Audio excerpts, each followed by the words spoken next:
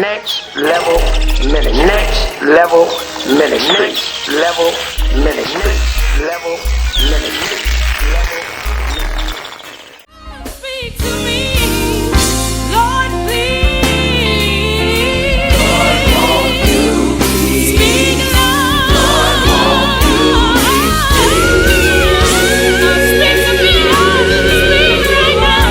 Speak to my heart, Lord. I need you. I can't make it without you, Lord.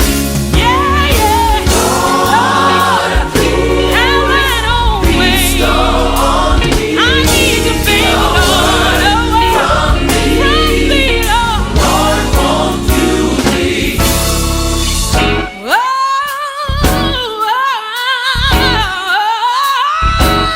yeah, yeah, yeah, yeah. Lord, I wanna hear it. Lord, I wanna hear a word from you, Lord. I can't breathe without you. I need you. I need you to do it for me.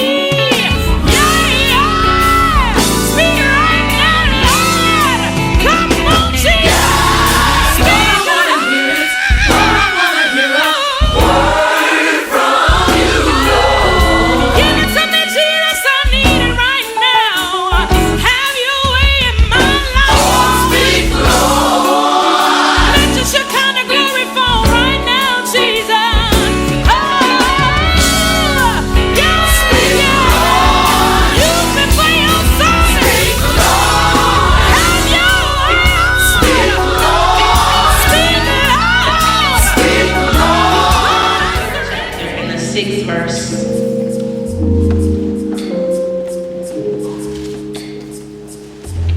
Isaiah chapter 40 verse 31 reads, "But they that wait upon the Lord shall renew their strength. They shall mount up with wings as eagles. They shall run and not be weary, and they shall walk and not faint." Malachi 3rd chapter beginning at the 6th verse. For I am the Lord, I change not. Therefore you sons of Jacob are not consumed. Look at your neighbor and say, neighbor, Neighbor, oh neighbor, oh neighbor, don't get caught up in the microwavable process. Now I need you to say this like you mean it. Neighbor, oh neighbor, don't get caught up in the microwavable process. You may be seated in the presence of the Lord. Don't get caught up in the microwavable process. Incredible changes have taken place in the past 100 years. We are experiencing more change than ever. The rate of change is so great that by the time we catch on to the first change, we are already experiencing the new change.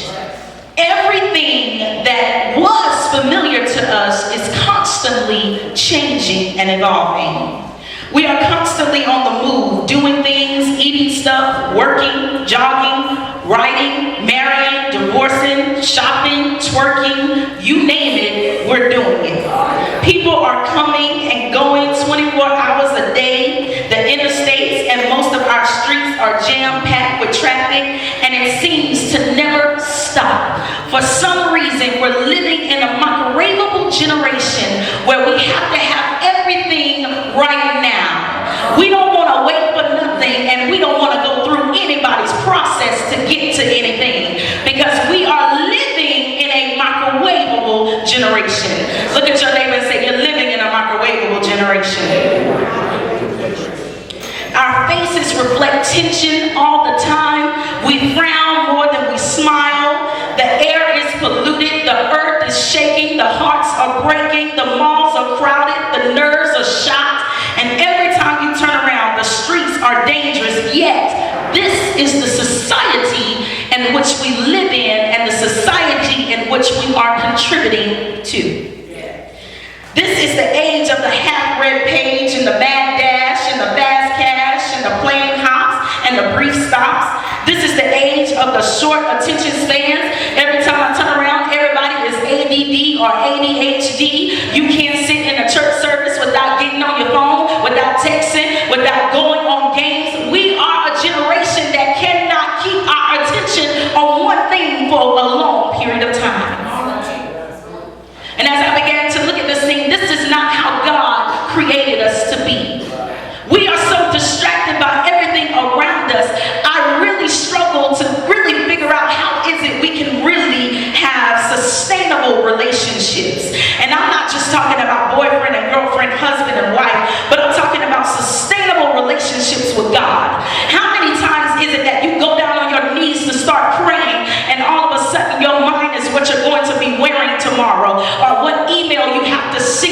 or what you have to do. So many times we are distracted by everything and consumed with the worries of this world. This is the age, like I said, of the short attention spans and the big shop and the good spot, the brain strain and the heart pain, the cat naps and the fitted hats and the snapbacks. That's the age that we're living in today. It's the age of the instant information, the on-demand, the pay at the pump, the buy now, pay later, the fast food, the fast car, the high-speed internet, even online paychecks. That's the life that we live today. We don't wait for nothing. This is the age of the instant society. We are so used to getting things right now that waiting is practically null and void. Let's be honest, when is the last time you truly waited for anything? And I'm not talking about the waiting where you had to wait, but I'm talking about the waiting where you obediently waited on God. Where you obediently waited because God said wait. You said, okay, just teach me how to wait. Unfortunately, not only do we not know how to wait, this generation hasn't been trained on what it is to wait. As a child, when you needed a bottle, instead of putting it on the stove, we're warming it up in the microwave. Instead of us literally doing the food like we used to do it, everything now goes in the microwave. We're not conditioned in waiting because we've never really had to wait. So that is something we struggle with. That is something we struggle with constantly, daily, over and over again.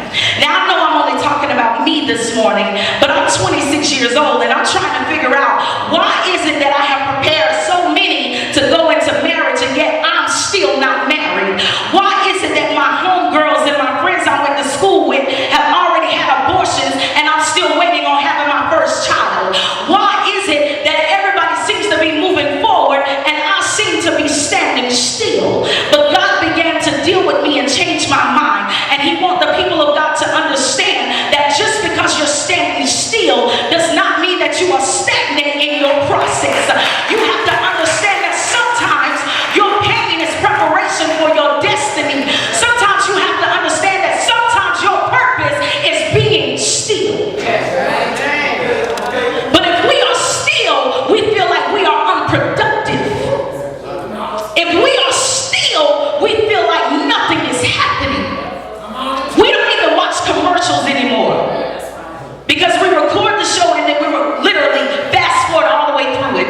We don't know how to be still. And when we have to be still, we are agitated, aggravated, and irritated that we have to be still. Take for instance, you go to the doctor's office, your appointment is at 10 o'clock. It's 10:20. You're now agitated at the fact that it's 20 minutes later and you still haven't been seen. Literally, we went from riding horses to get to where we need to go to now riding planes. It takes us hours to get on the other side of the world. Yet we still don't understand that those things are great, but those things can sometimes be a hindrance to where God is trying to take us. Every day in America, 108,000 of us move to a different home. 18,000 move to another state, and 700 move to Florida. Every day in America, more than 6,300 get divorced, and only 13,000 get married. That's it. I mean, why would I marry you if I can have all the perks of being married to you without marrying you? I mean, why would I give you my last name if you already put my last name with your last name when you writing it anyway? So why would I have to go get a license in order to be with you when I'm already with you? Why would I have to be a better man or a better woman when you don't require me to be better at all? Why do I have to be a man or a woman of God when you don't require that out of me? Why do I have to be better when you love me in my mess and you literally tolerate my mess? See, there's nothing wrong with loving people in their mess, but there's a lot wrong with tolerating the mess. See, I can only tolerate mess for so long, and that's why I'm single. Because I can only tolerate foolishness and tomfoolery for so long, and then I get tired, and then I have to kick it to the curb. But I've been conditioned this way. funny, I was with my uncle, and every now and then I get good advice from my crazy uncles. And he said, listen, by the time a guy's your age, if he ain't married by now, then something might be wrong with him. So you might want to take a deeper look at the situation. Now, of course, at the time, I'm sure he didn't think I was really listening or resonating what he said, but that thing began to really go deep. And I began to look at that thing. And I began to realize that we in America, we have more information that has been produced in the last 30 years than in the previous 5,000 years. So in the last 30 years, we have made more strides than we've ever made in the last 5,000 years. More than half of the scientists who have ever lived are alive today. 90% of all items in the supermarket today did not exist 20 years ago. It is estimated that 50% of college graduates are going into jobs that did not exist when they were born. It is also estimated that 90% of businesses in the United States today were started in the last 25 years. That is the world that we live in. Every day, something new is being created because we as the consumer find it necessary to have. There are so many things that we feel we have to have. I have to have my cable, I have to have my internet, I have to have my Jordans, I have to have my KDs, I have to have my hair done, I have to have my nails done, I have to have my toes done, I have to have my eyebrows arched, I have to have my teeth clean. But when do you have to have Jesus? I can't understand why over and over again we're talking about all of these things we have to have, and we have not set aside time for God. That's the world that we live in. This microwavable generation has significantly changed the way we do things. Since the 30s, movies have gone from silent and literally no sound, just black and white, to literally going to the place of unspeakable. You're asking yourself, how in the world could you put that on television and rate it PG-13? But that's the society that we live in. Since the 50s, we have had 3 networks: ABC, NBC, and CBS. Now we have over 750 channels, and many of those channels have consistently displayed dysfunctional people talking about their miserable lives on reality television, letting us inside of their bedroom and desensitizing the people of God. There was a time where we would not allow sexual proclivities to happen on the television. Now it happens on a day-to-day basis. They even have a show called The Sex Box, where you literally have a box that you go into, have sex, come out of the box, and then have a conversation about everything that took place.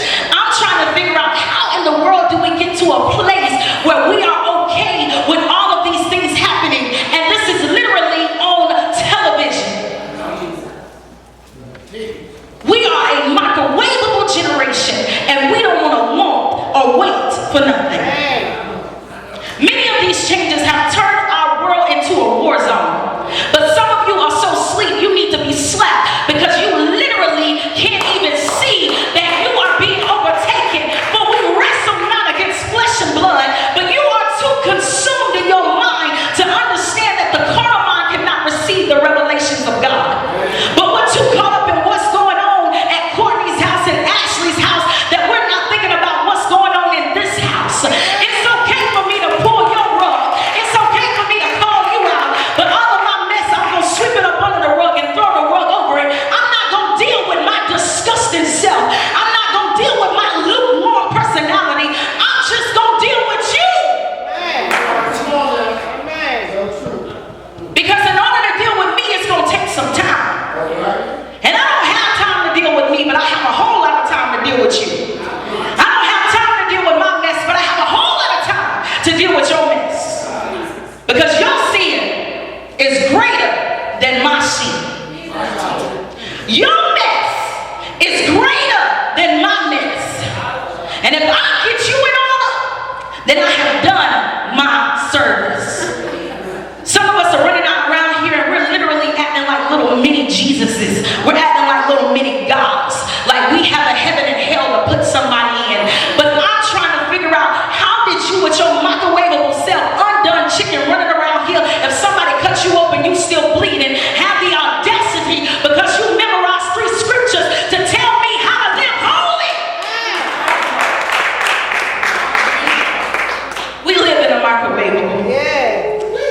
generation. Political corruption is at its highest. Crime rates escalate, and domestic violence, gang wars, and drug trafficking have plagued our communities for time and time. 1 out of every 5 women of the childbearing age will have an abortion this year. Today, abortion is a commonplace, and our reverence for God is a simple disgrace. Relationships are changing. 50% of our marriages now end in divorce, and the odds are that when a couple walks down the aisle to be married, their marriage will not last 7 years. One of them will walk out before the warranty on the refrigerator even runs out. 42% of our young people say they are already sexually active, and 1 of every 16-year-old teenage girl already has a baby or will have a baby this year. But we don't want to address sex in the church, even though sex is being addressed everywhere else. We don't want to address fornication in the church, even though fornication is being addressed everywhere else. We don't want to address homosexuality, even though homosexuality is being addressed everywhere else. We don't want to address transgender people, even though it's being addressed everywhere else. Your children are being trained to accept these things of society. But you can't teach them nothing because you haven't sat down and been taught yourself. How in the world are you going to teach me something and you don't know nothing yourself? Our society has abandoned God's laws of relationships, and it has been written in the writing, and we've decided to start writing our own laws. Have you ever talked to somebody who started changing the Bible to literally apply to their lifestyle? They start reading scriptures, but they don't read the whole scripture. They start reading the part that applies to their lifestyle. They start dealing with what applies to them so that they don't have to deal with the other side of it. And why in the world do we start looking for shortcuts in the Bible? This thing is not supposed to be easy. Anything that you work for, you appreciate it more than something given to you because you had to put your blood, sweat, and tears into it. But we don't work for nothing. Young people don't work for nothing. They feel as though they are entitled to a cell phone. I am entitled to a car. I am entitled to your money. I am entitled to these things because I'm your child. So why wouldn't you give this to me?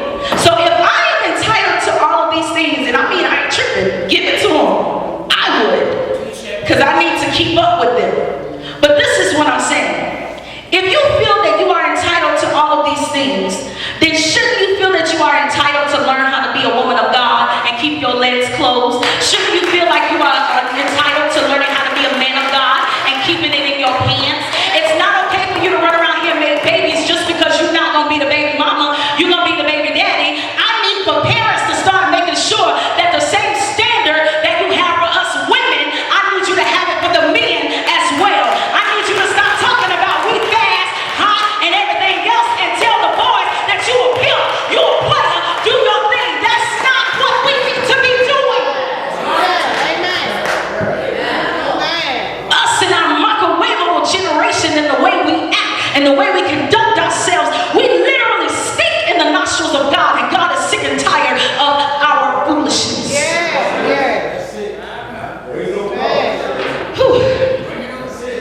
We have abandoned God's law and we've started writing our own. We have reached a state where common decency is no longer common. All of our doing without God has finally outdone us. 80 to 85% of our churches in America are on a plateau or are declining. People that used to come to church don't come to church no more. They say that they can get church at home. The number of unchurched Americans is escalating to 60% or more. 2/3 of our children in America are receiving no religious training at all. So what that means is if I haven't been trained to respect or reverence God, I don't know no better. And if I don't know no better, then I'm not going to do any better. And if I'm not going to do any better, that means I'm not going to know to respect you, even if you are a man or woman of God, because I haven't been trained to do these things. We are facing years ahead when it will become increasingly difficult to minister. And the question arises this morning: have we served too many microwavable dinners? People of God, I'm literally about to be finished. But people of God, it is time for us to do a self-reflection and ask ourselves, have we served too many microwavable dinners? When I had the opportunity to tell you the ugly truth, did I put a dress on it and some lipstick and some heels and lie to you and make you feel like your mess was okay? Have we served too many microwavable dinners to the point where I made you think that just because I was doing it, that it was okay for you to do it? Have I served too many microwavable dinners where you thought that this thing was going to come easy because every time you called on me, I answered instead of telling you to call on God? Have I served too many microwavable dinners as your spiritual leader? Every time you called me in a mess, I helped you to get relief instead of being delivered. Have we served too many microwavable dinners? Have I told you that you need to sit down and get yourself delivered and go on a sabbatical? Or have I allowed you to come inside of the church Sunday after Sunday, leading praise and worship, leading the choir, leading the usher boy, and you ain't living worth nothing? Have I served too many microwavable dinners? Have I allowed you to not live a standard that is pleasing to God? We have to ask ourselves, have we served too many microwavable dinners? See, as I was looking at the microwave versus the oven, there were many reasons why the microwave was better. One, it was faster. Two, it was easier to clean. Three, it was faster at defrosting things. And it was faster at the boiling process. And most of all, it was faster at reheating things. So basically, to sum it up, the microwave is faster and it's better because it's simply faster. But then when I began to dig into this thing, I noticed some discrepancies with this microwave. See, faster isn't always better. As saints of God, we have to wait. And to wait means to stay where one is or delay action until a particular time or until something else happens. God told Abraham and Sarah to wait on Isaac. And if it was good enough for Abraham, if it was good enough for Sarah, and it was good enough for Isaac, then it's good enough for you. And I know that they kept asking God, when is it going to happen? And they still had to wait. If the people of Israel had to wait, then why do you feel that you don't have to wait? If Mary had to wait on Jesus to be born, then why in the world do you feel as though you don't have to wait? So faster isn't always better. Well, it's easier to clean. See, the microwave, you can just wipe it down. But the oven, you actually have to get some elbow grease in there. You actually have to scrub the oven. So that leads me to this situation. Do you want to be wiped down or do you want to be scrubbed clean? Because it's easy to wipe things down. Because sometimes when you're in a rush, you got to take a wash up. But you don't really get clean until you get in a shower and you start scrubbing some of that dirt off. So you have to ask yourself this morning, do I want to be wiped down or do I want to be scrubbed and clean? Well, preacher, it's faster for the defrosting process, and it's faster for the boiling process, and it's faster at reheating things. But I thought God didn't like lukewarm saints, and too many of us are going to the microwave to reheat our sorry excuse for a Christian life instead of going to the fire. We have to go to the potter's house. We have to go to the potter's house and literally allow the potter to squeeze on us, allow the potter to mold us, and most of all, put us in the fire. See, it's in the fire where we start to see things that we didn't see. But we don't like the fire, we like the microwave. Because I can go in there and I'm cold because I haven't read my Bible and I don't know how long. I haven't fasted and I don't know how long. I haven't really prayed for real and I don't know how long. But even though I haven't did all of these things, all I gotta do is go to my spiritual microwave, get heated up a little bit, and I'm good to go. That's where we are. I'm good to go. Just get myself in this microwave, reheat a couple things, and I'm good to go. The microwave can cook a TV dinner, but the microwave can't cook a full course meal. Now, you know when you put stuff in the microwave every now and then, it come out rubbery. You know, it's not always good. You know, there are certain things that are good in the microwave. So you have to ask yourself this morning, am I okay with being a microwave saint? Or do I want to literally experience the fire of the Holy Ghost shut up in my bones? Do I literally want God to kill any and everything that is not like Him, that has decided to take precedent in my body, in my mind, in my soul? What do I want to be this morning? And I want you to know that the decision is yours. I am so beyond calling people and condemning them for their sorry lives. At the end of the day, I gotta focus on my life. I gotta focus on getting to heaven. And I'm okay with telling you where you need to go and how you need to do it. But if you ain't listening to me anyway, why am I wasting my breath? Y'all get bent out of shape and stressed out about people who won't listen to you. You have to understand that God gave us free will. So we gonna do what we wanna do, when we wanna do it, and how we wanna do it. Now I know you think that you can put a stop to me and my foolishness, but where there is a will, there is a way.